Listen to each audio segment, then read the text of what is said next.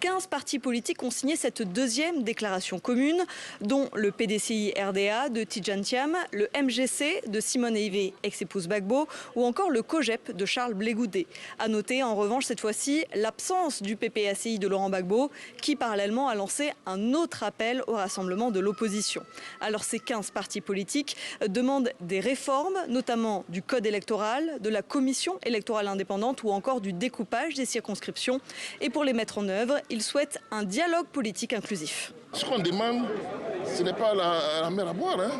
Ce qu'on demande, c'est vraiment qu'ensemble, en tant que fils de ce pays, on s'asseye pour voir comment on peut arriver à des élections apaisées. La paix. C'est ce que nous demandons. Pour ne pas qu'on retombe encore dans les travers des élections passées. Le dernier dialogue politique en Côte d'Ivoire date de 2022 et pour la majorité, pas besoin de recommencer. Il n'y a pas de nécessité parce que déjà, c'est des questions qui ont été déjà débattues. Il y a eu des recommandations qui ont été adressées au gouvernement.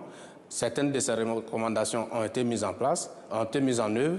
Il y en a d'autres qui sont en réflexion, notamment la révision du code électoral, notamment l'amélioration du parrainage. L'opposition ivoirienne prépare désormais un mémorandum de ses propositions de réformes électorales.